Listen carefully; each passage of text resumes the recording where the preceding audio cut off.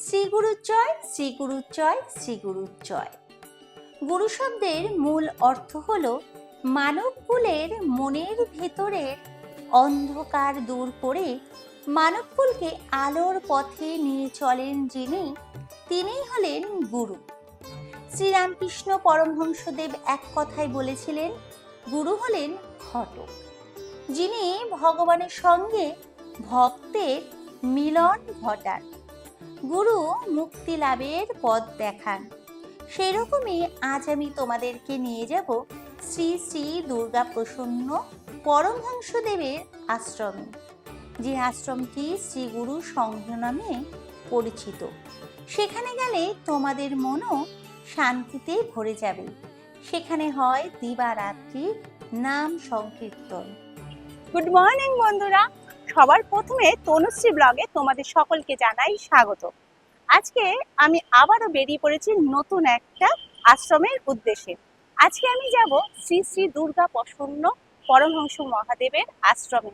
সেই আশ্রমটা তোমাদেরকে ঘুরে দেখাবো, সেখানে ভোগের ব্যবস্থা আছে কি না, এবং তোমাদেরকে বলে দেবো তোমরা এই আশ্রমে কিভাবে আসবে, থাকার ব্যবস্থা আছে কিনা, সবটাই বলবো আজকে আমি আমার এই ছোট্ট ভিডিওতে। তাহলে ভিডিওটি স্কিপ না করে তোমরা দেখতে থাকো। কথা বলতে বলতে চলে আসলো মেট্রো। আজ আমি নোয়াপাড়া মেট্রো স্টেশন থেকে যাব গীতাঞ্জলি মেট্রো স্টেশনে। আমার ভাড়া লাগলো 25 টাকা। নোয়াপাড়া থেকে গীতাঞ্জলি স্টেশনের দূরত্ব 21 কিলোমিটার, আর সময় লাগবে মাত্র 38 মিনিট। আর স্টেশন পড়বে 21টা।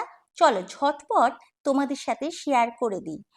Dumdum, Shyambazar, Girish park, Mahatma Gandhi central, Chandni Chowk, Esplanade, park street, ময়দান, রবীন্দ্র সদন, নেতাজি ভবন, যতীন দাস পার্ক, কালীঘাট, রবীন্দ্র সরোবর, মহানায়ক উত্তম কুমার, নেতাজি মাস্টারদা সূর্য সেন, তারপরেই আমাদের গন্তব্যস্থল আজকে গীতাঞ্জলি। এসে গেছি।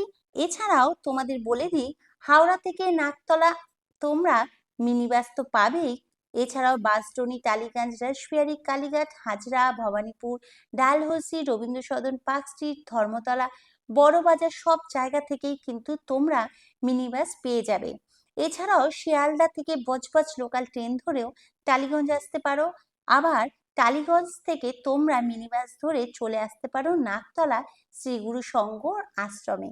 তাহলে চলো এবার আমরা বাইরে বের হব এবং টোটো কিংবা অটো ধরে কিংবা রিক্সা ধরে আমরা চলে যাব সরাসরি আশ্রমে। গীতাঞ্জলি মেট্রো স্টেশন থেকে বাইরে বার হয়ে তোমরা দেখতে পাবে টোটো রিক্সা দাঁড়িয়ে আছে। সেখান থেকে 20 টাকা ভাড়া দিয়ে 10 মিনিটের মধ্যেই অনায়াসে পৌঁছে যেতে পারো নাকতলা শ্রীগুরু সংঘ আশ্রমে। দেখো, এটা হলো নাকতলা শ্রীগুরু সংঘ আশ্রমে যাবার মূল তোরণ। আর এখানেই কিন্তু এসে সব বাসগুলো দাঁড়ায়। তোমরা চাইলে পায়ে হেঁটেও কিন্তু চলে আসতে পারো এই মন্দিরে। কথা বলতে বলতে আমিও চলে আসলাম। আর দেখো, ওই যে আশ্রমের চূড়া দেখা যাচ্ছে, কি সুন্দর অপূর্ব লাগছে।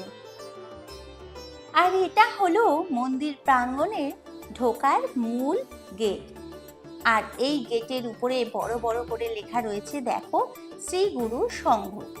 তবে আশ্রমের ভিতরে ঢোকার আগে রাস্তার উপরে ফুলের দোকান বসেছে, সেখান থেকে পুজোর ডালি এবং আছে মিষ্টির দোকানও, সেখান থেকে মিষ্টি নিয়ে নিতে পারো পুজোর জন্য। চলো এবার আশ্রমের ভিতরে যাওয়া যাক। এটা হলো মূল আশ্রম প্রাঙ্গণের বাইরের দিকটা। কিছুটা এগিয়েই বাঁদিকে রয়েছে বিশাল বড় জুতো রাখার ঘর। সেখানে বিনামূল্যে জুতো রেখে তারপর আশ্রমের প্রাঙ্গণের ভিতর প্রবেশ করতে হবে আমাদেরকে। তাহলে চলো দেরি না করে যাওয়া যাক ভিতরে। সবার প্রথমে তোমাদের জানিয়ে রাখি, সকাল 9টা থেকে বেলা 12টা পর্যন্ত খোলা থাকে এই আশ্রম। আবার দুপুর 3টে থেকে রাত্রি 9টা পর্যন্ত খোলা থাকে। আর এই দেখো, মন্দির প্রাঙ্গণে ঢুকেই তোমরা দেখতে পাবে বিশাল বড় নাট মন্দির। নাট মন্দিরের মেঝেটা মার্বেল পাথর দিয়ে তৈরি, দেখো কি সুন্দর।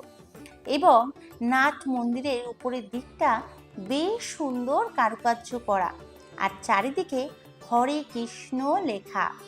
এক কথায় অনবদ্য সুন্দর। এবং সত্যি এটা একটা শান্তির জায়গা। এই নাট মন্দিরে বসে সকলে বিশ্রাম করে, নাম সংকীর্তনও করে।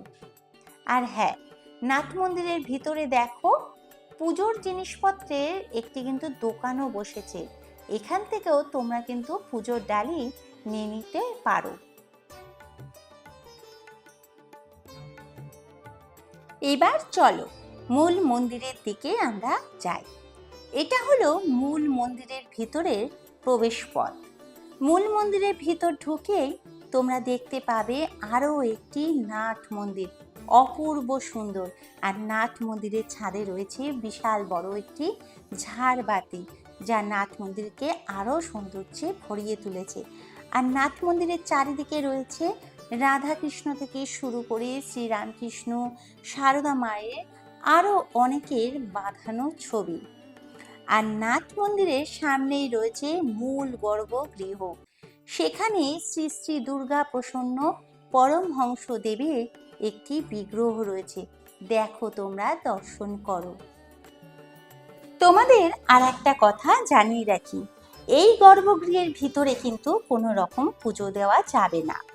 গর্ভগৃহের পাশেই পিছন দিকে রয়েছে আরও একটি ঘর। সেখানে রয়েছে গুরুদেবের একটি বড় বাঁধানো ফটো। সেখানে গুরুদেবকে পুজো দিতে পারবে তোমরা সকলে। রাস পূর্ণিমার শুভ দিনে শুভক্ষণে গুরুদেব আবির্ভূত হলেন ভুবনে। বরিশালে রাজপুর গ্রামে উমাচরণ চক্রবর্তীর ঘরে মাতা চিন্তামণি দেবীর কোলে জন্মগ্রহণ করেন তিনি। পিতামাতার নাম রাখেন শ্রী দুর্গা প্রসন্ন। তবে তাহার আরও অনেক নাম আছে। দীক্ষা শিক্ষা গুরুবর্গ যারা হিতকারী, রাখিল তারা নাম ব্রহ্মচারী। বিপন্নেরা নাম রাখে বিপদ ভঞ্জন, আর রুগ্নেরা রাখিল নাম রোগ বিমোচন। দীনদুঃখী নাম রাখে দুঃখ দৈন্যহারী, আর পাপ তাপী নাম রাখে পাপ ধ্বংসকারী। গুরুদেবের এই আশ্রমে আছে রাধা কৃষ্ণের মন্দিরও, এবং আছে তার সাথে মা কালীর মন্দির। চলো আমরা এবার ঠাকুর দর্শন করি।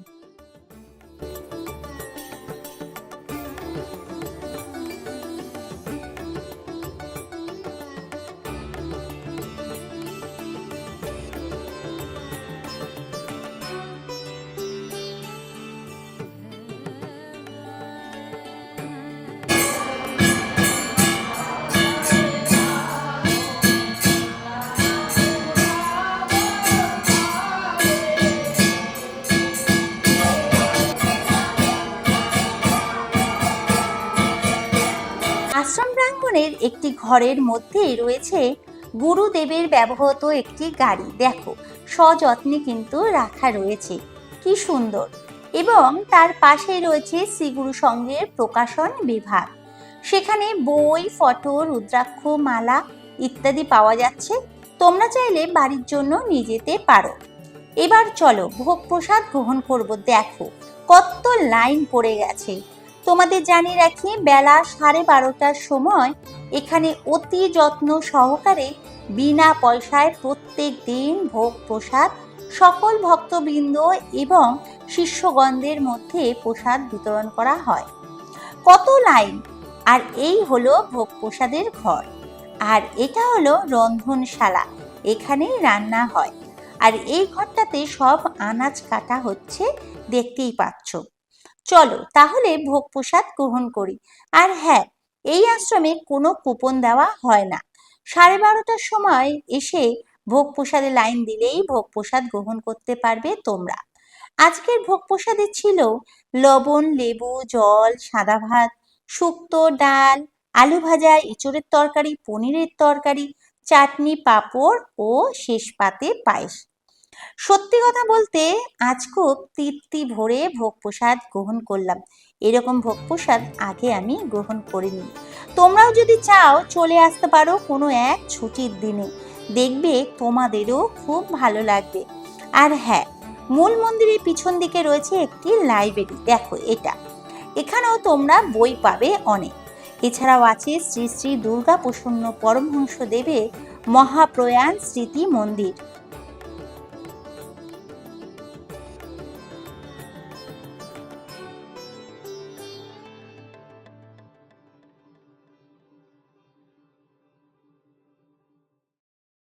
তোমাদের সকলকে আরো একটা কথা জানিয়ে রাখি, তোমাদের জন্য বলে রাখি, যারা তোমরা দূর থেকে আসবে তাদের জন্য কিন্তু থাকবার কোনো ব্যবস্থা নেই। তবে হ্যাঁ, থাকবার ব্যবস্থা আছে শুধুমাত্র এই গুরুদেবেরই যারা শিষ্যগণ আছে তাদের জন্য। আর হ্যাঁ, এখানে রয়েছে টয়লেটের সুব্যবস্থা। তাহলে বন্ধুরা, আজকের মতো ভিডিওটা আমি এখানেই শেষ করব।